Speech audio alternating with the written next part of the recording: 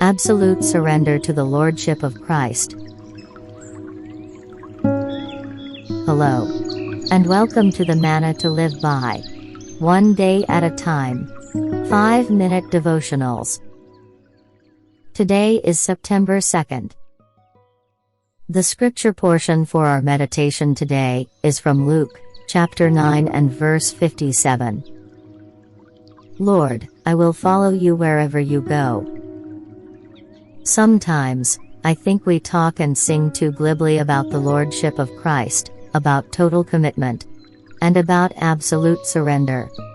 We parrot neat little cliches like, if he's not Lord of all, then he's not Lord at all. We sing, all to Jesus I surrender. All to him I freely give. We act as if total commitment involved little more than attending church every Sunday. It isn't that we are insincere, it's just that we don't realize all that's involved. If we acknowledge the Lordship of Christ, it means that we are willing to follow him in poverty, rejection, suffering, and even death. Some faint at the sight of blood. One day, a young enthusiast came to Jesus, with the finest of all possible purposes in his heart. Lord, he said, I will follow you, wherever you go. Nothing could be finer than that. But Jesus did not thrill. He knew that the young man did not understand all that was involved in his promise. Therefore, he told him that he himself was more homeless than the foxes, that he might have to sleep supperless upon the mountainside. He showed him a cross with a bit of crimson on it, and at that, he who was all eagerness fell into a dead faint. While he yearned for the goods, the price was greater than he was willing to pay. It is too often the case. Some of you are not in the fight, not because the call of Christ makes no appeal, but rather because you are afraid of a little bloodletting. Therefore, you say whiningly, but for these vile guns, I would have been a soldier, chapel.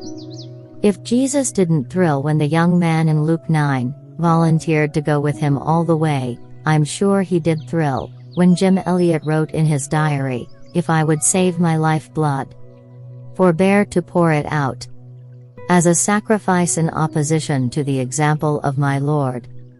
Then, must I feel the flint of the face of God, set against my purpose. Father, take my life, yea, my blood, if you will, and consume it with your enveloping fire. I would not save it, for it is not mine to save. Have it, Lord, have it all. Pour out my life as an oblation for the world. Blood is only of value as it flows before your altars. When we read words like those, and remember that Jim did pour out his blood as a martyr, in Ecuador, some of us realize how little we know about absolute surrender. Let's pray. Lord, teach me all that is involved in my absolute surrender to the Lordship of Christ, and give me the strength to strive toward it every day. In Jesus' name. Amen. Absolute surrender to the Lordship of Christ. Today's Manna, originally written by William MacDonald. Adapted and developed as Manna-to-live-by, 5-minute devotionals for you too. By John Benjamin. bengrace@gmail.com